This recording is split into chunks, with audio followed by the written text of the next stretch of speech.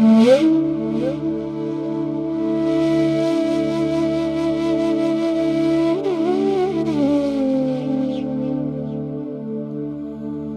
श्री जगन्नाथ। ऋतुचक्रर परिवर्तन क्रमे वर्षा काल शेष होइछि ओ आरंभ होइछि शरत। असीण आकाशरे थाक थाक मेघखंड तोरण परी दिशुची। बिलरे सबुज धान मन मोहुची। आहा, सते किए धरणी बुकुरे सबुज गालिचा बिछेई देइछि। नदी पूर्णगर्भा होइछि। पवन हिल्लोଳରେ कासतंडी फूल झुलुची। प्रकृति सते चामर ढालुची। इए पार्वणर समय। उत्कल होई उठिब उत्सव मुखर। प्रत्येक पीठ, प्रत्येक मंडप होई उठिब चलचंचल।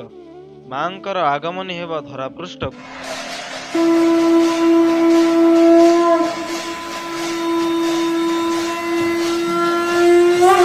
उत्कलीय भावधारार मूल उत्स महाप्रभु श्री जगन्नाथ। तांकर नीतिकांति सबु स्वतंत्र।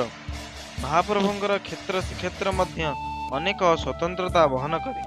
जेपरि एही क्षेत्र एक वैष्णव क्षेत्र रूपे परिचित, सेहीपरि यह एक शाक्त क्षेत्र। रत्न सिंहासन अधिष्ठित महाप्रभु श्री जगन्नाथ श्रीमंदिर ओ श्रीक्षेत्रर सुरक्षा निमंते अष्टचंडींकर गुरुत्वपूर्ण भूमिका रही।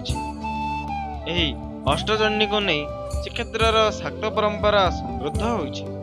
एही देवी होचंदी श्रीक्षेत्रर अष्टदेवी, जे सदा श्रीमंदिर, श्रीक्षेत्र और महाप्रभुंकर सुरक्षा थांती। एही देवी मानंकु अष्टचंडी, अष्टकिला, अष्टदेवी एहीपरि अनेक नामरे नामायित करा जायछि।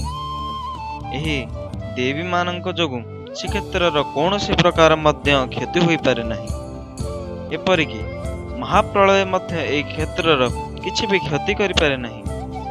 एही देवी माने होचंती माँ विमला, माँ मर्चिका, माँ अर्धासनी, माँ दक्षिण काली, माँ बटमंगला, माँ विश्वेश्वरी, माँ आलामचंडी और माँ हरचंडी। एही देवी मानंकु श्री जगन्नाथंकर अष्ट सखी भावे मध्य वर्णना करा जायछि।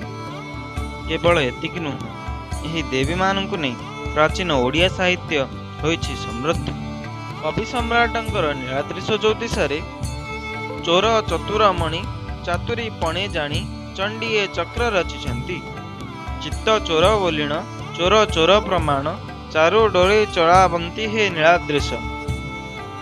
चर्चरी चहटा चहल चारण चाळ माळ माळ चक्र चंड हेबाकू चाली दक्षिणी के तारकू चरमा आयुध कलताकू हे नीलाद्रिश।